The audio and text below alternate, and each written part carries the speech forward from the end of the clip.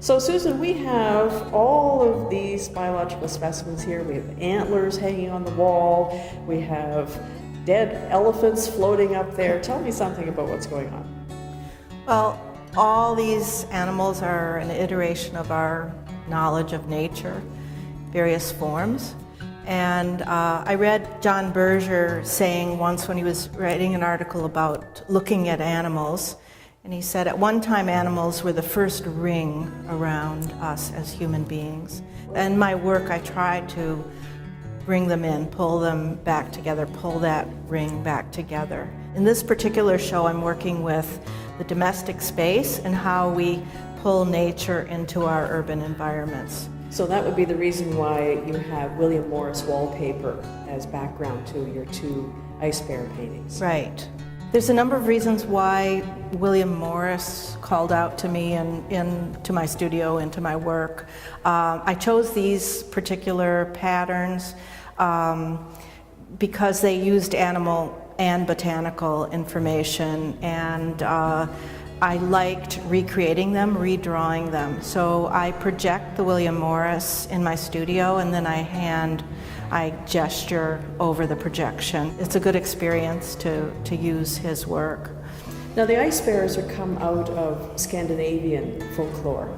Tell us a little bit about that. When I travel, I'm inspired and I pick up ideas by looking at natural history collections, and I always go to museums, so I'm inspired by how they put things up and what they put up and what they juxtapose it with other things.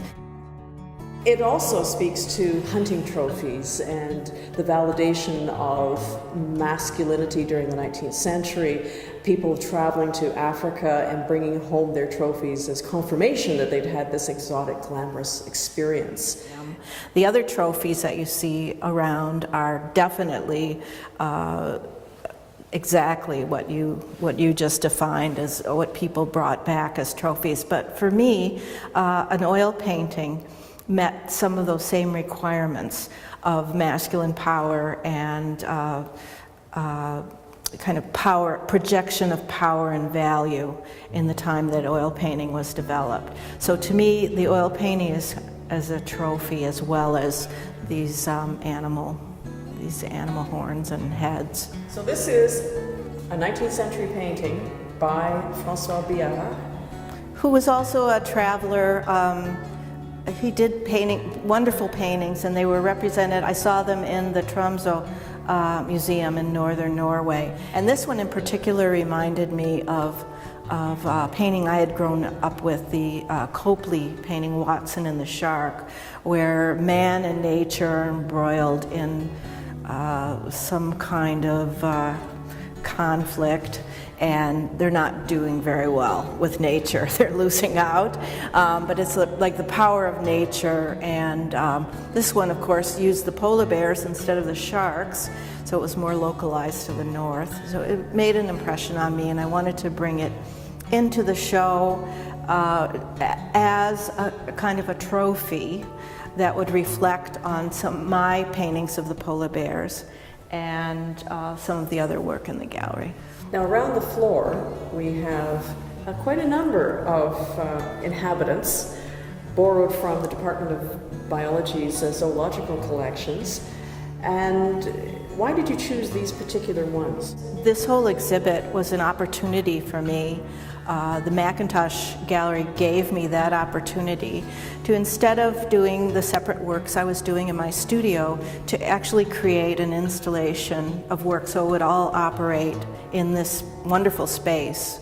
And they also encouraged me to make interventions into campus to show that art is all of us are involved, and it relates very much to what other researchers are doing in their particular fields. I selected animals that were not exotic and that were like backyard or forest animals that you would see in your environment. You've referenced a lot here around museums, museology, and for us, our interest at the McIntosh in asking you to do this exhibition was in fact partly based on our practice of being museum people and a museum gallery. that looks at its own practice. You look at your artistic practice, we look at our museum practice, with the idea of thinking through exactly those kinds of power issues you discuss, because the museum world is changing so much and has done. From the 19th century, when it was very much a rich man's social status, and the collections were based on the ability of a nation to prove to its citizens that it was a powerful nation, as well as the idea around collecting and the power to be able to go and collect exotic items and cultural items and bring them back to place on display as evidence of that nation's power. But we fast forward to today, and so now we're questioning exactly what are the issues and what are the messages that are conveyed through a museum space to our visitors.